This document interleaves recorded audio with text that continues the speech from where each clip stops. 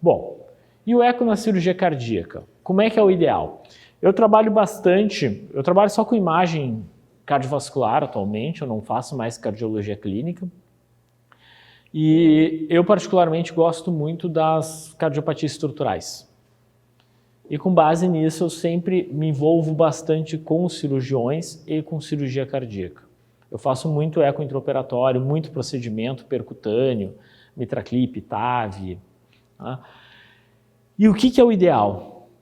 Eu circulo em vários hospitais e com várias equipes.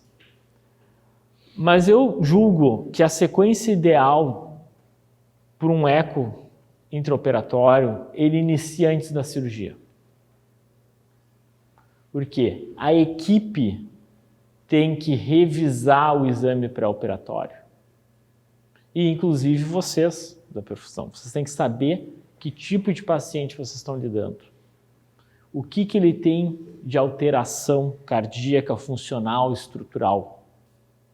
Tá? Qual o diagnóstico dele? Tá? Como está a função sistólica? Isso vai estar diretamente relacionado com a saída de perfusão, você saber se vai ser mais difícil ou não, ou a entrada em perfusão. Tá? As repercussões hemodinâmicas dessas alterações. Se possível, além de analisar o laudo, revisar as imagens. Sempre. O que nós temos que ter em mente antes da cirurgia? Uma avaliação anatômica e funcional detalhada desse paciente. O ideal é que todo paciente que vá à cirurgia cardíaca tenha um ecocardio. Esse é o mundo ideal. E o próximo passo, discutir o planejamento cirúrgico. Isso aqui eu raramente vejo acontecer. Com base no exame, a equipe, o Heart Team que se fala, aqui tem o cardiologista intervencionista, o cirurgião cardiovascular, o anestesista, o ecocardiografista e o pessoal do centro cirúrgico, incluindo perfusionistas, enfermeiras. Nós temos que saber qual é a cirurgia que está sendo proposta. Tem que discutir. Qual vai ser o tipo de abordagem? Vai ser uma esternotomia, toracotomia lateral, vai ser minimamente invasiva? Isso envolve toda a preparação da equipe. Técnica cirúrgica proposta, vão tentar fazer uma recuperação da válvula mitral, vão trocar a válvula ou não vão. Principalmente aqui, o cirurgião discutir com um ecocardiografista para saber se aquela válvula tem condições ou não de ser reparada, onde está o defeito dela. Então, temos que ter uma avaliação clínica e de imagem detalhada e já prever as possíveis dificuldades e complicações do procedimento. Temos que ir preparado. Na cirurgia, colocamos a sonda transesofágica, vamos fazer um exame ecocardiográfico basal. Para quê? Identificar as estruturas e vamos ver se corresponde com os achados do exame pré-operatório. Então, nós vamos tentar identificar o que eles viram antes. Tá? Revisão, então, de todos os achados, fazer uma avaliação hemodinâmica e gravar imagens para comparação com o exame que vai ser feito após o término da cirurgia, para saber se a cirurgia foi efetiva ou não. Cuidados, que vocês sabem muito bem, até melhor do que eu. O paciente, após efeito da anestesia, ele muda completamente a hemodinâmica. E aqui a gente vê um erro grotesco. Não digo um erro, mas assim, algo que deveria ser evitado. Tá? O diagnóstico do paciente é feito no pré-operatório. Esse exame basal antes da cirurgia, ele não vai mudar o diagnóstico, com raras exceções. Uma estenose mitral que era severa no pré-operatório, ela pode ficar com fluxos baixos neste momento aqui, pelo efeito da anestesia. E muitas vezes as pessoas caem na armadilha e dizem assim, não, mas olha aqui, Não, essa estenose aórtica não é severa. Não, essa insuficiência mitral aqui não é severa, não precisa mexer na válvula. E aí resolvem mudar a conduta da cirurgia. Não. O diagnóstico foi feito no pré-operatório.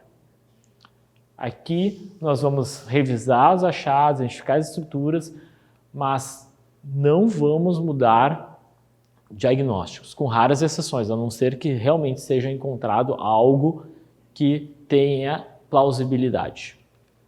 Tá? Bom, na cirurgia, aí depende de como vai ser a cirurgia. Se é uma cirurgia minimamente invasiva ou procedimento percutâneo, a gente vai fazer a monitorização e a orientação do procedimento. Então, orientar o posicionamento das cânulas e guias, posicionamento e implante de dispositivos e fazer avaliação hemodinâmica e de intercorrências. Nós vamos ser os olhos do cirurgião. Então, todos esses procedimentos por catéter, tá? Quem vai guiar o cirurgião vai ser o eco intraoperatório. Cirurgias convencionais, abertas, o paciente quando está em cardioplegia, tá? A gente acaba não fazendo nenhuma imagem, então a gente só deixa a sonda ali e espera o paciente sair de circulação extracorpórea para avaliar novamente, que é o exame pós-intervenção. E aqui nós vamos tentar identificar complicações, avaliar a hemodinâmica do paciente, ver se tem área intercavitário, derrames, tá? E principalmente o resultado da cirurgia. Ver se aquela prótese ficou bem posicionada, se não tem nenhum vazamento periprótese, se a plástica da válvula mitral ficou adequada, se não tem vazamento. E aqui tem que ter um bom entrosamento da equipe. Por quê? O cirurgião tem que confiar na pessoa que está fazendo o eco. Porque se ele disser que não ficou bom o reparo, o cirurgião tem que acreditar. E nesse momento tem que ser discutido entre todos, entre perfusionista, anestesista, cirurgião, se vale a pena entrar novamente em circulação extracorpórea, pesando o risco e benefício para fazer um ajuste, de repente corrigir um vazamento periprótese que era pequeno. Se é pequeno vazamento e o paciente tem um alto risco, talvez não valha a pena entrar em circulação extracorpórea novamente. Então, isso tem que ser bem pesado. Outro fator importante, para avaliar resultados de plastia, o ideal é que esse paciente ele esteja praticamente totalmente fora de circulação extracorpórea. Porque a gente tem que ter um fluxo ideal e às vezes até pressões elevadas nas câmaras para testar realmente o resultado da cirurgia. Tá? Se fluxo tiver ainda e as pressões cavitárias baixas, provavelmente pode-se ter uma armadilha e dizer que o reparo ficou bom quando talvez não tenha ficado. Tá? Bom, isso aí vai ser abordado melhor à tarde. E agora vamos ver uns achados e uns casos. Então, esse aqui foi um procedimento, uma paciente de 80 e poucos anos que chegou com instabilidade hemodinâmica. Ela tinha um histórico de estenose valvar mitral. E o que se observa aqui? Como é que está essa parede do átrio esquerdo aqui, hein? O que vocês acham? Não está muito grossa, né? A parede está aqui, na verdade, né? O que é isso daqui? Isso aqui é trombo. Ah? Então, olha só, tem um tapete de trombo no átrio esquerdo. E olha que aqui a gente tem a prótese biológica. E olha aqui embaixo da prótese do folheto, ó, tem trombo também. Tá? Olha como é que está o fluxo aqui, ó. A válvula está estenosada. Tá? Ela está com uma disfunção, não está conseguindo abrir de novo, direito. Tá? Então, essa paciente aqui provavelmente já está fibrilada, não está usando anticoagulante, fez uma trombose de prótese e ainda uma trombose extensa no átrio esquerdo. Ela foi para a cirurgia, foi retirado todos esses trombos dentro do átrio. Olha a prótese aqui com os trombos embaixo dos folhetos. Aqui estão retirando os trombos ali em grande quantidade, olha só.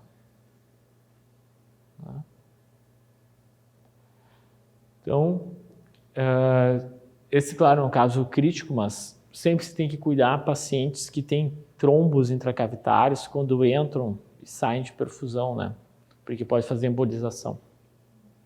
Outro item importante que eu não coloquei aqui, com o transofágico, a gente consegue avaliar a aorta ascendente e ajudar a escolher o melhor local de canulação, para evitar uma canulação ou um clampeamento em cima de placa, diminuindo a chance de AVC perioperatório.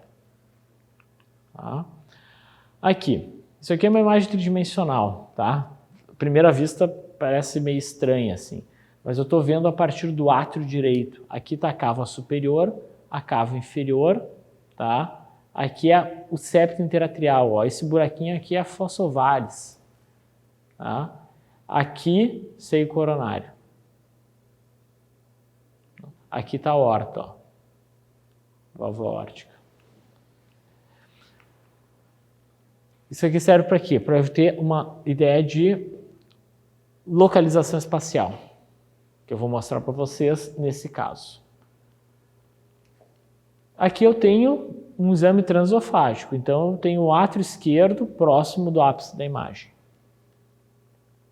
O átrio esquerdo está aqui, o átrio esquerdo está aqui. Válvula mitral, ventrículo esquerdo, ventrículo direito, válvula tricúspide, átrio direito. Átrio direito, átrio esquerdo. Válvula aórtica, os 3 folhetos, sinal da Mercedes invertido aqui, né? Tá? Aqui, se prestar atenção, ó, tem uma parte da imagem que a gente vê o tronco da coronária esquerda. Tá? A coronária direita ela tem que estar saindo aqui embaixo. Ventrículo direito, válvula tricúspide. Aqui eu tenho um bicaval, né? Átrio esquerdo, átrio direito, cava superior, cava inferior, o apêndice atrial direito, ó, válvula tricúspide e ventrículo direito. O que chama atenção aqui nessas imagens?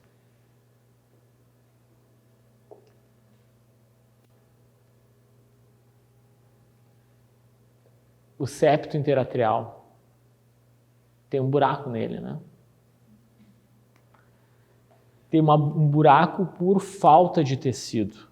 Quando tem falta de tecido é comunicação interatrial. Se eu tenho uma comunicação, mas tem tecido e forma um túnel, na fossa ovalis é um forame oval patente. Né? Tá? Então esse paciente tem uma comunicação interatrial. Ó. Olha só. Que bonito, ó. Superior, ó, então cava superior, inferior. Então eu posso dizer para o cirurgião, nessa imagem, ó, aqui, ó, eu tenho bordo superior, tenho bordo inferior, tenho bordo aqui junto com um coxim mitrotricuspídeo, tenho bordo lá posterior, ó, bordo posterior, mas junto à aorta eu quase não tenho bordo. Né? Praticamente zero bordo aqui. E com isso ele vai saber se pode ser feito percutâneo, se tem que fazer cirurgia aberta, e já vai ser cirurgia aberta, qual é o grau de dificuldade que ele vai ter para implantar o PET. Tá? Então esse aqui é aquele mesmo corte, ó, só que de outro paciente, aqui eu vejo um pouquinho de bordo. Mas bem tênue, né? Bem mole aqui esse septo interatrial. Residual. Tá? E aqui, só para ter uma ideia como é que são o corte, ó, o pontilhado amarelo é o corte que eu estou fazendo para ver essa estrutura aqui. Tá? Ó. A distância da válvula atrioventricular tem. E aqui com o Doppler, olha o fluxo, ó. Fluxo azul está se afastando, então está saindo do átrio esquerdo e indo para o átrio direito. É um fluxo esquerda-direita. Por que é importante eu saber a direção do fluxo? Porque o normal é o átrio esquerdo ter pressão mais alta que o átrio direito. Logo, o fluxo ser esquerda-direita. Se está assim, bom. Tá? Se o fluxo estiver invertido, a pressão do átrio direito está mais alta. Por quê? Provavelmente esse paciente tem hipertensão pulmonar. E se ele não tiver resposta aos testes que fazem na hemodinâmica, talvez não possa ser fechado. Ele já vai ter síndrome de Eisenmenger. Tá? Aqui, ó, eu estou vendo pelo 3D, olha o buraco aqui, ó. Que bonito. Estou vendo através do átrio esquerdo, ó. Olha aqui, ó. Olha ali, ó. Eu vejo que tem esse tecido aqui bem fino, né? Ele está aqui, ó. E aqui o buraco, ó. E aí, pelo 3D, eu posso, ó, ver, girar a imagem. Antes eu estava vendo do átrio esquerdo, né? Aí eu virei a imagem, agora estou vendo através do átrio direito. Aquela imagem que eu tinha mostrado para vocês. Cava superior, cava inferior, a aorta aqui, ó. Então eu sei o bordo anterior com a aorta, bordo superior, bordo inferior, bordo posterior.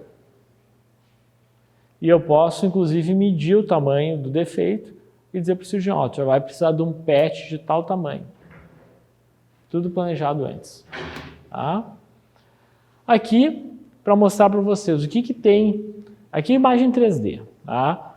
Mas é bem parecido com aquela bidimensional. Tá? Então eu tenho aqui o átrio esquerdo, ventrículo esquerdo, válvula mitral, válvula aórtica, aorta ascendente. O que está acontecendo com essa válvula aórtica aqui, hein?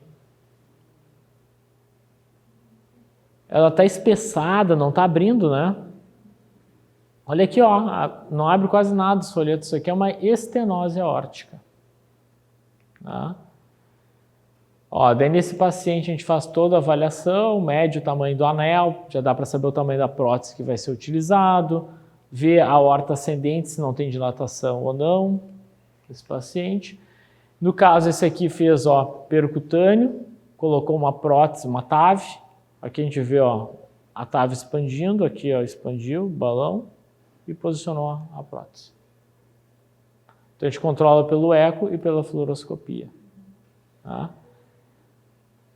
E aqui o resultado logo imediato, ó. Aí a gente vê que tem um vazamentozinho aqui, outro ali, tá? Ó, um vazamento aqui. E aí a gente diz, ó, talvez tenha que balonear de novo para expandir um pouquinho mais essa prótese e corrigir esse vazamento. Aqui mais algumas imagens. Agora eu tenho uma série de imagens para mostrar para vocês, tá? Para a gente ver muitos casos. Um corte apical 4 câmaras. Olha essa válvula mitral, ela não está abrindo tanto, né? O folheto parece ter uma restrição, ó, esse aqui quase não mexe, está espessado. Aí eu ponho o Doppler, olha só, ele faz uma aceleração aqui. Isso é uma estenose mitral. Aquele caso anterior, que eu tinha mostrado para vocês. Aí olha o que aconteceu, olha ali, ó. A mesma, eu só botei um mapa de cor diferente, de ter essa imagem, pós-processei. Então a gente tem aqui a aorta, tá aqui, eu virei ela. O folheto posterior está ali, olha só a corda, olha o quanto que ele descola, né? Olha só, muito bonita essa imagem. E a gente para a imagem e a gente vê, ó, isso aqui é o déficit de coaptação, é o buraco que está fazendo o vazamento. Aí a gente pode medir a largura do fleio, a altura do fleio, e com isso planejar o procedimento. E até a gente pode dizer para o cirurgião, ó, tem tantas cordas envolvidas, isso aqui tem excesso de tecido ou não, tu vai ter que cortar um pouco da válvula, vai ter que botar anel corda, anel, ele já planeja tudo. Esse paciente fez a cirurgia por vídeo. Tá? Olha que bacana. Essa aqui é a incisão dele, ó. E fez toda a plastia por vídeo.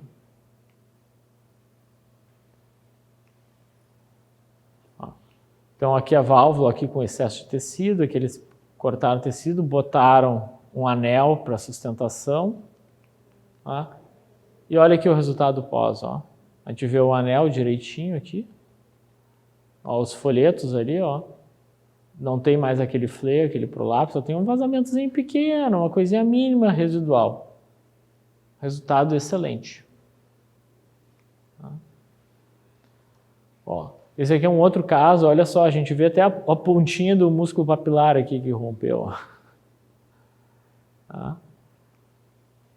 E esse paciente, eles fizeram a colocação do MitraClip, ó.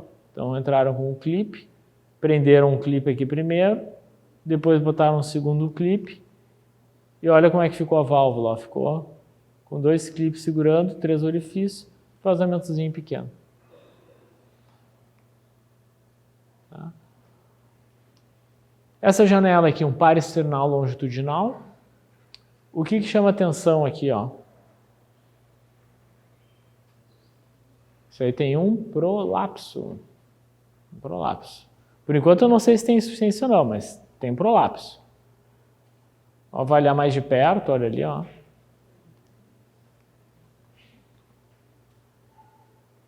Olha só.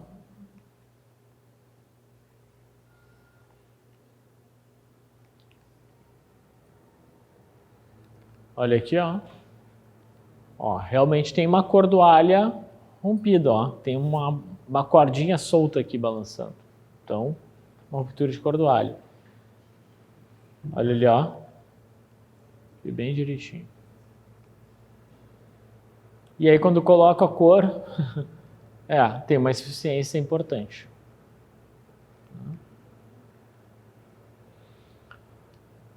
Olha aqui a válvula tricúspide, ó. Tem uma bola aqui na válvula, né?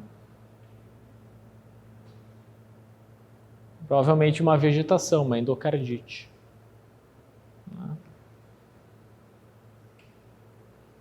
Aqui também, acho que aqui é o mesmo caso anterior. É o mesmo caso, que está repetido as imagens. Deixa eu passar aqui. Aqui nós temos uma prótese biológica e olha aqui, ó, tem um folheto que está com um buraco, ó, e outro que está evertendo para o átrio. É uma prótese biológica com disfunção. Aqui eu tenho uma prótese biológica também, ó, com vazamento, ó. 2 vazamentos. Periprótese. E se eu olhar aqui, ó, eu vejo no bidimensional, tá ali, ó, o vazamento, ó. Tá? E aqui eu tenho uma prótese mecânica, ó, os 2 discos, e olha um buraco aqui, ó. Esse buraco tem que fechar, não dá para deixar assim.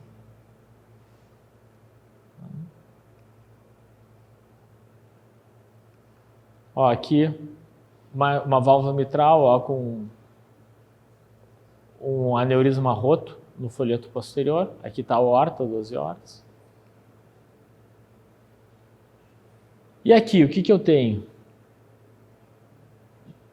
Ventrículo esquerdo, músculo cardíaco, pericárdio. Opa, tem alguma coisa entre o miocárdio e entre o pericárdio visceral e parietal. Tem o quê? Líquido. Está escuro, né? É líquido. Então, é um derrame pericárdico, ó. Tem derrame pericárdico aqui também. Olha só, ó, tem líquido aqui. Tem que estar bem separado, ó, o pericárdio do epicárdio. E aqui no subcostal, ó, a gente vê também, ó, líquido. E aí, se tem repercussão hemodinâmica, tem que drenar, né? Pode estar fazendo um tamponamento cardíaco. Ó, líquido em volta.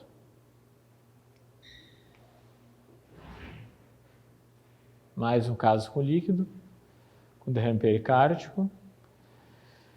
Bom, e aqui para mostrar para vocês, né, que tem a interação grande entre a equipe.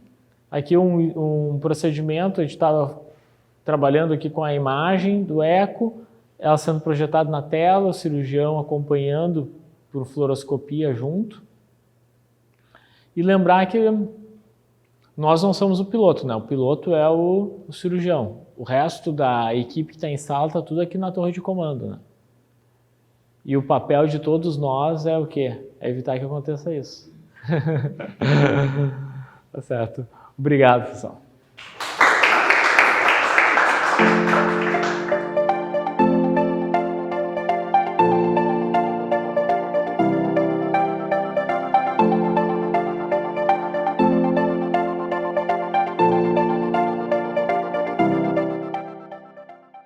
Eu acho que esse momento é importante a gente fazer uma discussão e até no papel de vocês no dia a dia, o que vocês acreditam que seria mais interessante detalhar, alguma dúvida que vocês acompanham?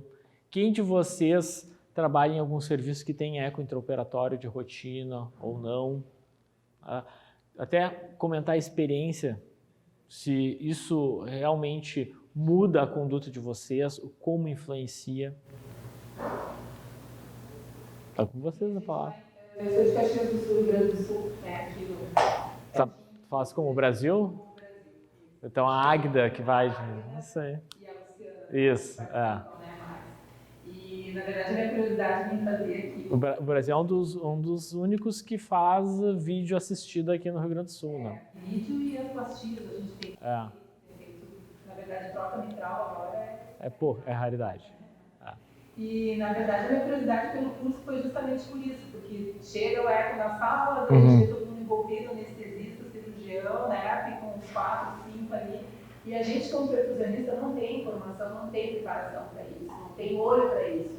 Então, por mais curiosa que seja, está ali montando a máquina, né, que já tem muito tempo, Exato. Mas tu fica olhando e algumas coisas tu vê, os folhetos, tu vê prolapso, mas a estrutura, tu localizar bem o coração, como que está dentro, como que não está dentro, o que está acontecendo. Então a gente se limita a ver quando está tirando ar, ali, quem está sem ar, quem não tem que tirar ar, tem que tirar o aspirador da esquerda, entendendo que ele está perturbando de ver as estruturas e está alterando o eco. Então essas coisas a gente participa mais.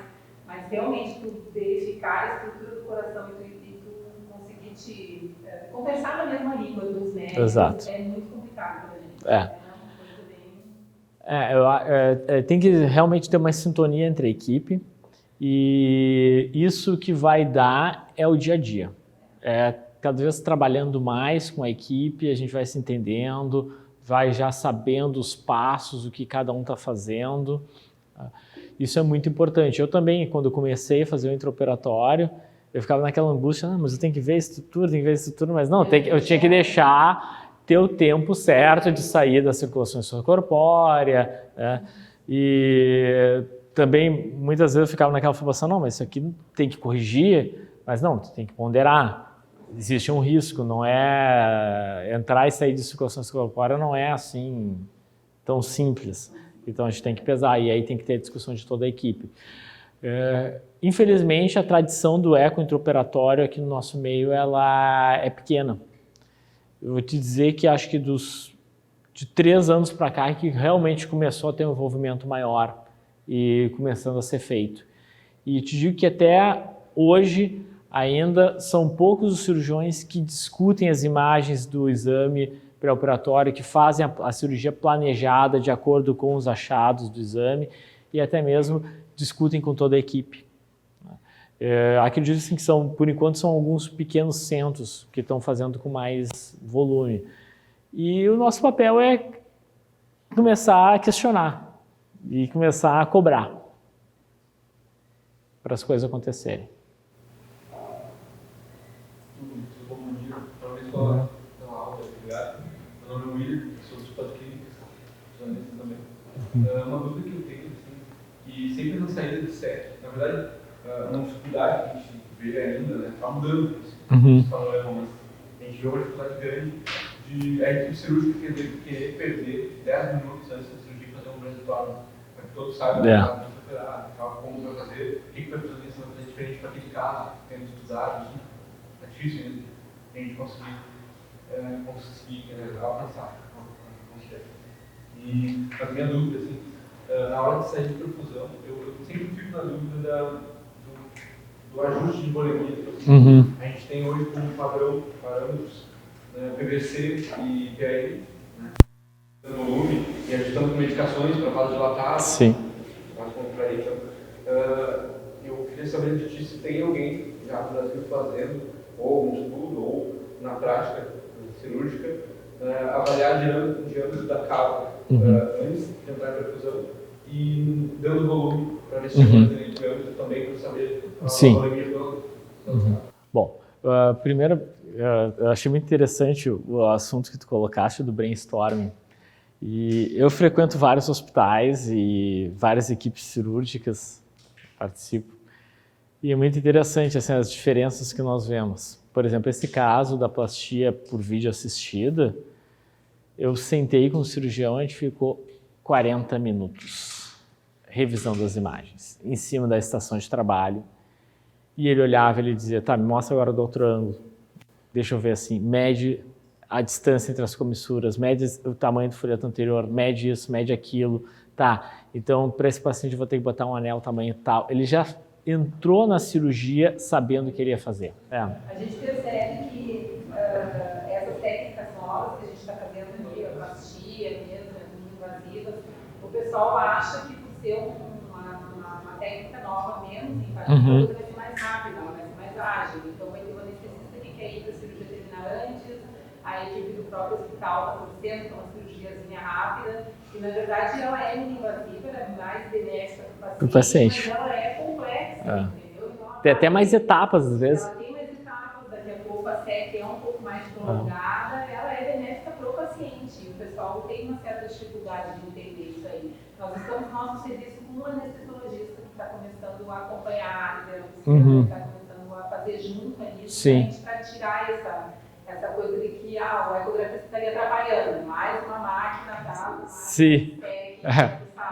Exatamente. A gente está conseguindo tirar esse fantasminha dali e a coisa está funcionando, porque justamente assim, entra na sala, pega os acessos e depois vão 30, 40 minutos em cima do paciente só na época, para ver justamente se ele vai fazer uma plastia, se ele vai botar um anel, se ele vai só usar as cordas, as cordas, então é uma coisa que não é, a cirurgia realmente tem que ser planejada, é abrir e ver o que você vai fazer depois. Exatamente.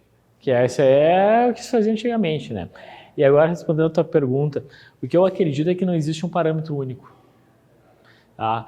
A gente tem que fazer uma combinação de todos esses parâmetros que nós dispomos para tentar chegar na volemia ideal do paciente. Tá? A questão da cava, tá? Dá para ver pelo transofágico? Dá para ver, mas ela não é tão fácil como o transtorácico de ver. O transtorácico dá uma ideia melhor. Às vezes eu uso muito o parâmetro do tamanho das câmaras e ver como é que está a contratilidade e a pré e pós-carga. Tá? Só que também a gente tem efeito de estado hiperdinâmico quando ele sai da circulação corpórea. A gente tem resposta inflamatória, que às vezes o paciente está positivando o balanço, ele está o terceiro espaço cheio de líquido, mas o intravascular vazio. Tá? Isso a gente vê muito no pós-operatório, nas horas depois da cirurgia. O paciente positivou, a gente faz o ultrassom pulmonar, o pulmão com um gesto, e aí tu olha, cava colabando. Tá? E o paciente está precisando de volume. Estava lá com vasopressor. Tem mais que saber. Exatamente, e é resposta inflamatória. A gente tem resposta inflamatória, faz parte do processo, né? Melhorou muito desde mudanças de técnicas de perfusão, de soluções, até de tipos de mangueiras que são menos reativas, mas ainda existe resposta inflamatória. Tá? Aqui no Brasil, eu não sei se dizer se tem alguém pesquisando isso ou não, tá? Ou usando esses parâmetros, não sei te dizer. Tá? Eu tento conversar e vejo mais ou menos a impressão que dá, e é mais assim pelo contexto, pela combinação. Se alguém tem mais uma dúvida, eu vou aproveitar, pessoal. Aproveita.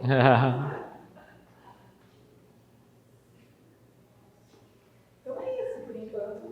Agradeço. Tá certo. Obrigado. Bom, estou à disposição aí, se quiserem entrar em contato comigo, só procurar nas mídias sociais e também pelos corredores dos hospitais aí.